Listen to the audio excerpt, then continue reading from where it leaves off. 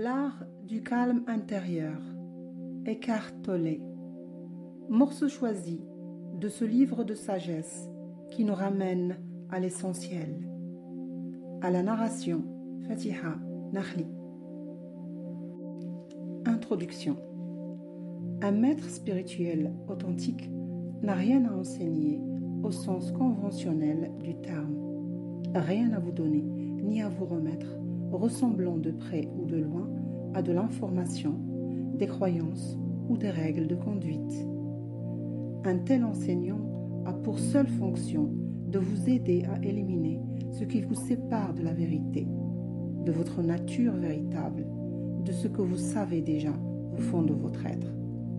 Le maître spirituel a pour rôle de dévoiler et de vous révéler cette dimension de profondeur intérieure qui est également la paix. Si vous recourez à un tel être ou à ce livre parce que vous êtes en quête de stimulation sous forme d'idées, de théories, de croyances, d'exposés intellectuels, vous serez déçu. Autrement dit, si vous cherchez matière à réflexion, vous n'en trouverez pas et passerez à côté de l'essence même de l'enseignement de ces pages, qui ne se trouvent pas dans les mots, mais en vous. Il serait bon, au fil de votre lecture, de vous remémorer, de le sentir.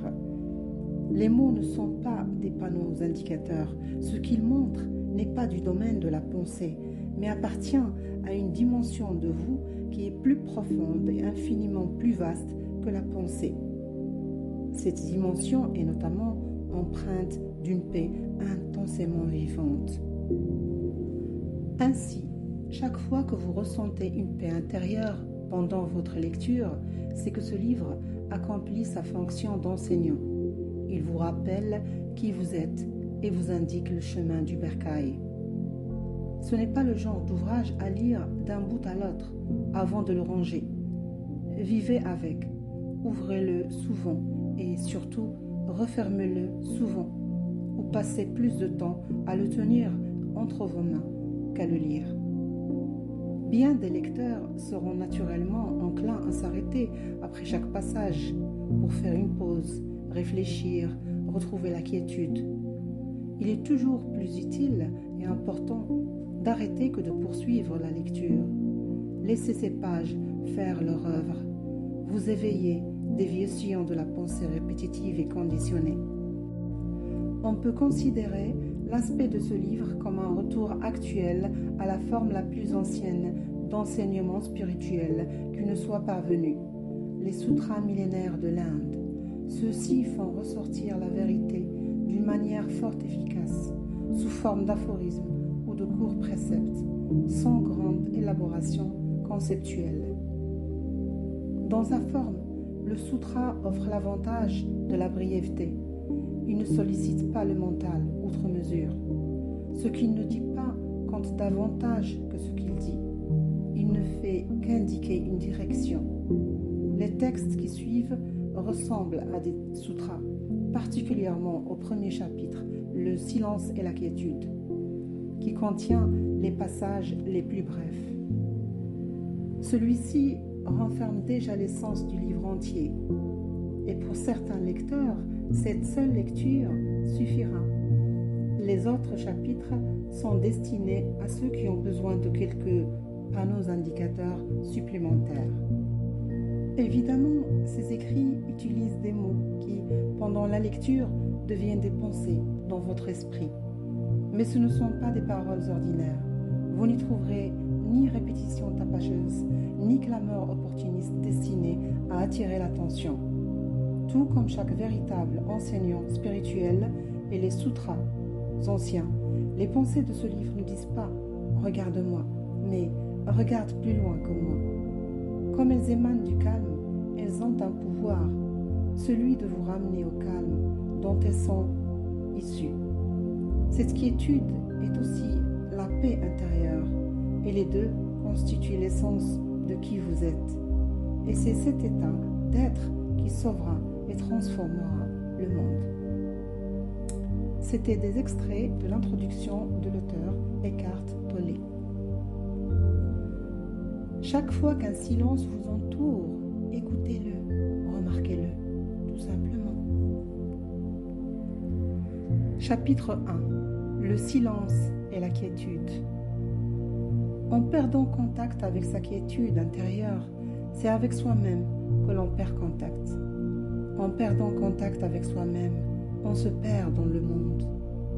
Le sentiment le plus intime de soi, de son essence, est inséparable du calme intérieur. C'est le « je suis » plus profond que le nom et la forme. La quiétude est votre nature essentielle. Quelle est-elle en fait? C'est l'espace intérieur ou la conscience dans laquelle les mots de cette page sont perçus et deviennent des pensées. Sans cette conscience, il n'y aurait ni perception, ni pensée, ni monde. Vous êtes cette conscience dissimulée sous l'apparence d'une personne. L'équivalent du bruit extérieur, c'est le bruit intérieur de la pensée. L'équivalent du silence extérieur, c'est le calme intérieur. Chaque fois qu'un silence vous entoure, écoutez-le, remarquez-le tout simplement. Accordez-y votre attention. L'écoute du silence éveille en vous la dimension du calme, car ce n'est qu'en toute tranquillité que l'on prend conscience du silence. Voyez, dès que vous remarquez le silence alentour, vous ne pensez pas, vous êtes conscient, sans penser. Avez-vous besoin d'en savoir davantage? Le monde sera-t-il sauvé par un surcroît d'informations, par des ordinateurs plus rapides ou par une nouvelle analyse scientifique ou intellectuelle? N'est-ce pas de la sagesse que l'humanité a le plus besoin maintenant? Mais qu'est-ce que la sagesse et où peut-on en trouver? La sagesse accompagne la capacité d'être calme. Il suffit de regarder et d'écouter, rien de plus. Le calme, le regard et l'écoute activent en vous l'intelligence non conceptuelle. Laissez la quiétude diriger vos paroles et vos gestes. La prochaine étape de l'évolution humaine consistera à transcender la pensée. Chapitre 2. Au-delà du mental. La condition humaine, c'est d'être immergé dans la pensée. Le flux de la pensée a une force énorme qui peut aisément vous emporter. Chaque pensée se donne tellement d'importance. Elle veut attirer toute votre attention. Voici une nouvelle pratique spirituelle à votre intention. Ne prenez pas vos pensées trop au sérieux. S'éveiller sur le plan spirituel, c'est s'éveiller du rêve de la pensée. Le domaine de la conscience est trop vaste pour être saisi par la pensée.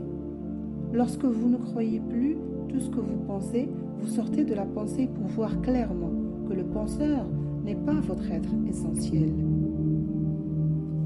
La création artistique, le sport, la danse, l'enseignement, l'aide aux personnes, la maîtrise de n'importe quel champ d'activité implique que le mental n'est plus engagé, ou du moins qu'il occupe une place secondaire.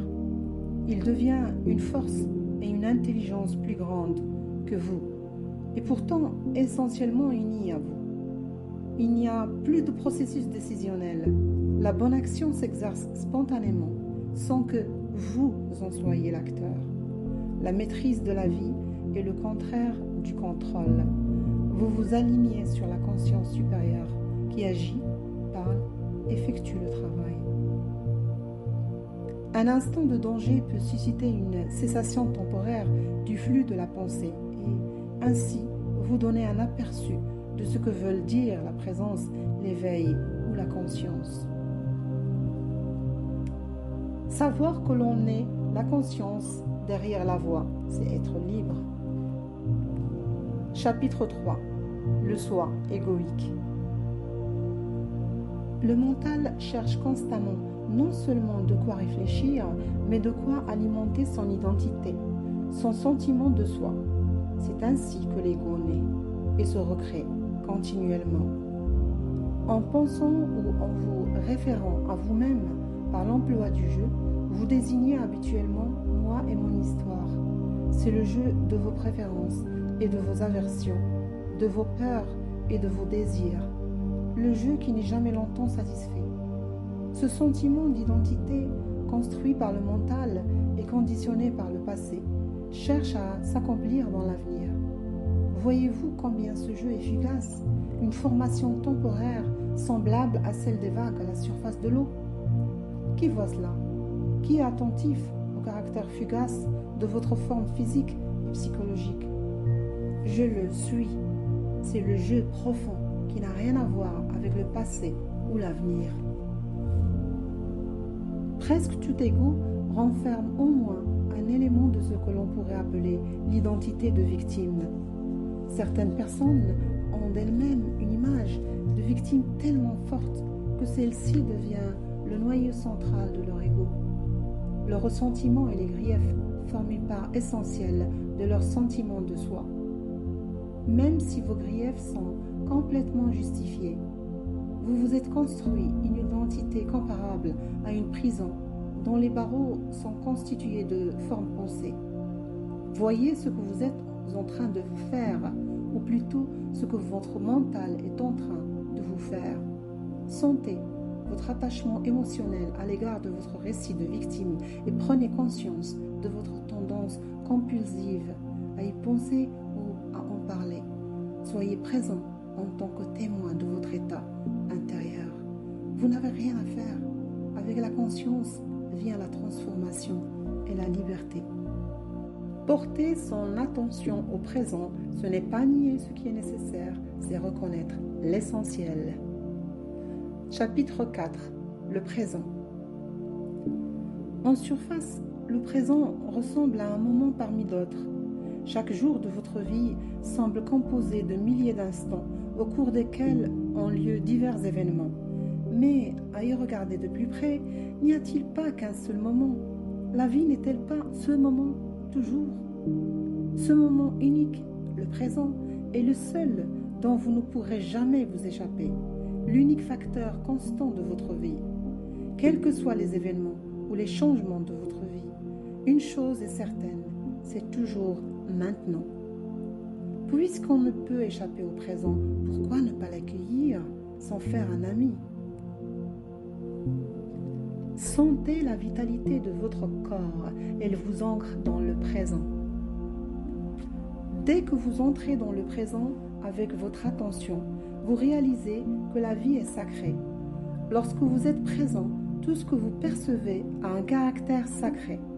Plus vous vivez dans le présent, plus vous ressentez la joie simple mais profonde de l'être et du caractère sacré de toute vie. Vous ne trouverez pas la paix en réorganisant votre condition de vie, mais en prenant conscience de qui vous êtes sur le plan plus profond. Chapitre 5. Votre nature véritable. Le présent est inséparable de votre nature la plus profonde. Votre vie comprend bien des choses importantes, mais une seule a une importance absolue. Votre réussite aux yeux du monde a de l'importance. Votre santé aussi, de même que votre éducation. Le fait d'être riche ou pauvre a de l'importance. Cela établit certainement une différence dans votre vie. Oui, tout cela a une importance relative, mais aucune importance absolue. Une chose compte plus que tout cela. Le fait de découvrir votre essence par-delà cette éphémère entité, ce fugace sentiment de soi personnalisé. Vous ne trouverez pas la paix en réorganisant votre condition de vie, mais en prenant conscience de qui vous êtes sur le plan le plus profond. La plupart des choses de la vie exigent du temps. Apprendre une nouvelle technique, construire une maison, devenir un expert, préparer une tasse de thé.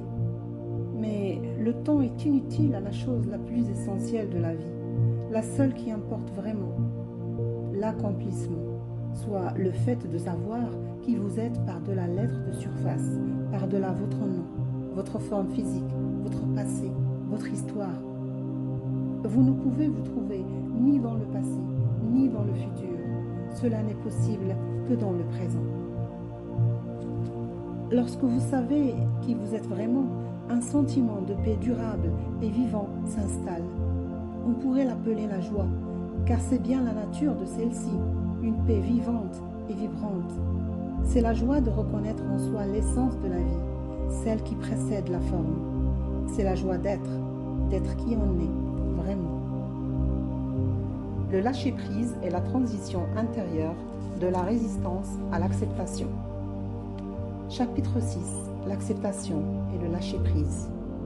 Chaque fois que vous le pouvez, regardez en vous pour voir si vous êtes en train de créer inconsciemment un conflit entre l'intérieur et l'extérieur, entre votre condition extérieure à cet instant où vous êtes, avec qui vous êtes ou ce que vous faites, et vos pensées et sentiments. Sentez-vous à quel point il est pénible de s'opposer intérieurement à ce qui est? En le reconnaissant, vous vous voyez maintenant libre de laisser tomber ce conflit futile, cet état de guerre intérieure. J'ai tellement de choses à faire. Oui, mais quelle est la qualité de vos gestes? En vous rendant au travail, en parlant à des clients, en travaillant à l'ordinateur, en effectuant des courses, en vous occupant des innombrables composantes de votre quotidien. Êtes-vous pleinement dans ce que vous faites? Vos agissements sont-ils marqués par le lâcher-prise ou par la rigidité? C'est cela qui détermine votre succès dans la vie et non la quantité de vos efforts. L'effort implique le stress et la tension, le besoin d'atteindre un stade futur ou d'accomplir un certain résultat. Détectez-vous en vous la moindre absence de désir de ce que vous êtes en train de faire? Quand vous êtes à nier la vie, aucun résultat heureux n'est possible. Si vous détectez cet état en vous, pouvez-vous également le laisser tomber et vous plonger entièrement dans ce que vous faites? Une chose à la fois, c'est ainsi qu'un maître zen définissait l'essence du zen. Faire une chose à la fois, c'est vous plonger entièrement dans ce que vous faites à l'instant, y accorder toute votre attention. C'est agir dans le lâcher-prise, dans la maîtrise. Tout ce que vous acceptez entièrement vous mène à la paix, même l'impossibilité d'accepter, même la résistance. Laissez la vie tranquille, laissez-la être. La contemplation de la nature peut vous libérer de ce moi, le grand fauteur de troubles. Chapitre 7. La nature. En vous promenant, en vous reposant dans la nature, accordez-lui votre respect par une présence entière.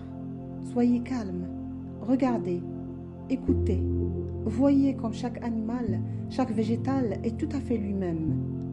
À la différence des humains, il ne sait pas scinder. Comme sa vie ne dépend pas d'une image mentale de lui-même, il ne se soucie pas de la protéger ni de l'améliorer. Le cerf est lui-même, la jonquille est elle-même. Tout dans la nature est uni, non seulement en soi, mais aussi à la totalité. Rien ne s'est retiré de la trame de l'univers en proclamant une existence séparée, moi et le reste de l'univers. La contemplation de la nature peut vous libérer de ce moi, le grand fauteur de troubles. Un grand espace de silence garde toute la nature dans son étreinte. Il vous tient, vous aussi.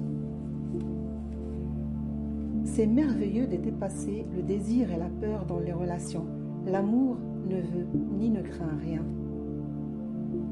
Chapitre 8. Les relations.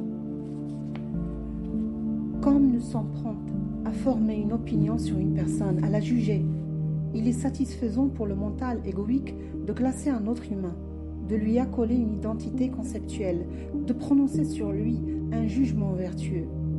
Chaque être humain est conditionné à penser et à se comporter de certaines façons, généralement par des expériences vécues dans l'enfance et par son environnement culturel. Vous ne voyez pas l'essence de cette personne, mais son apparence. En jugeant quelqu'un, vous confondez sa nature avec ses schémas mentaux conditionnés. Cette attitude est en soi un schéma profondément conditionné et inconscient. Vous lui attribuez une identité conceptuelle et fausse qui devient une prison, non seulement pour lui, mais aussi pour vous-même. Ne plus juger une personne, ce n'est pas ne pas voir ses gestes, c'est reconnaître que son comportement correspond à une forme de conditionnement et que vous la voyez et l'acceptez ainsi. Ce n'est pas lui fabriquer une identité. Cela vous libère, de même que l'autre, de l'identification au conditionnement, à la forme, au mental. Ainsi, l'ego ne dirige plus vos relations. La plupart des interactions humaines se limitent à l'échange verbal, le domaine de la pensée. Il est essentiel d'apporter du calme, surtout dans vos relations intimes. Aucune relation ne peut s'épanouir sans le sentiment d'ampleur qui accompagne le calme.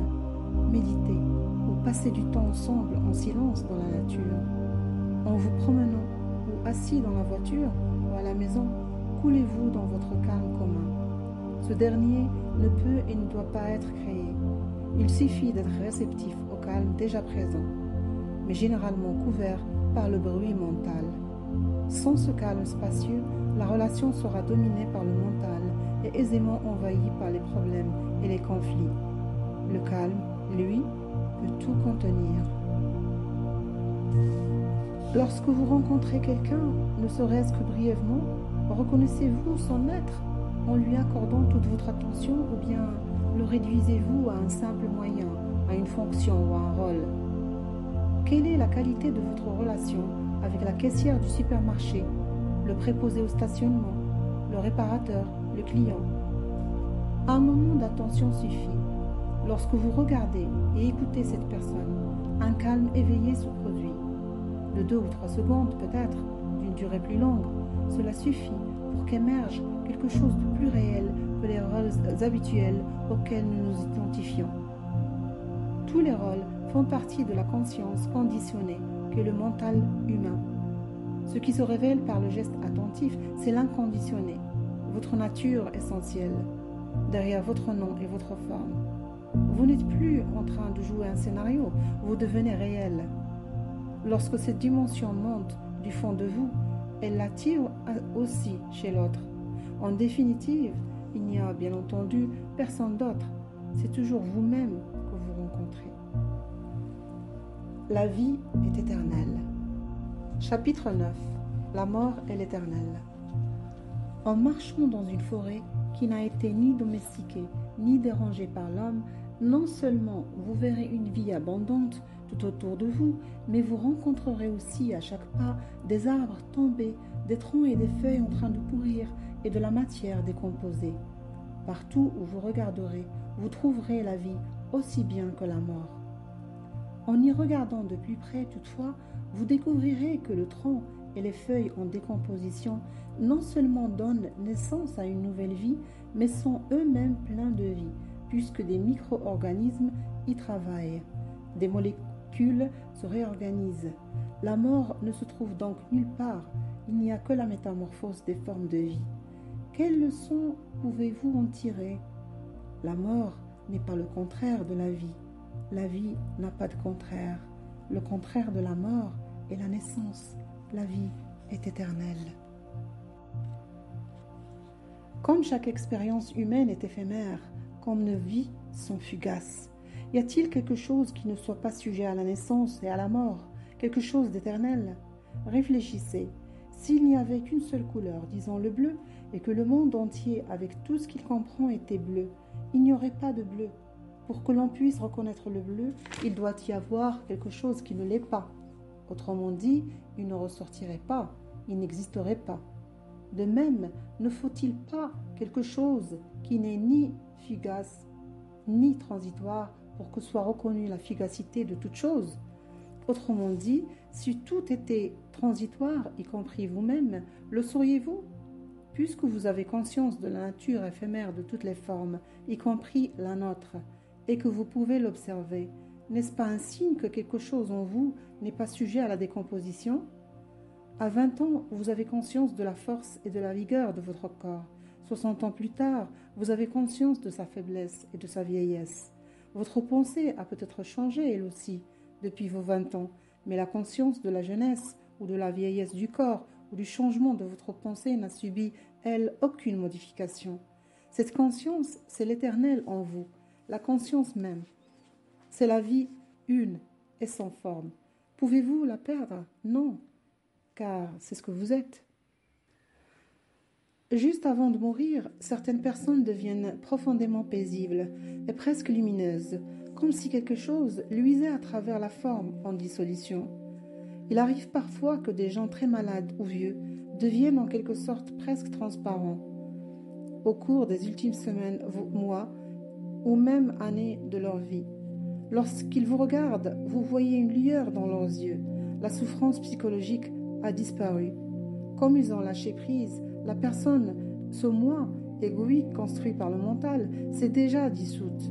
Ils sont morts avant de mourir et ont trouvé une paix intérieure profonde, soit la conscience de leur part immortelle.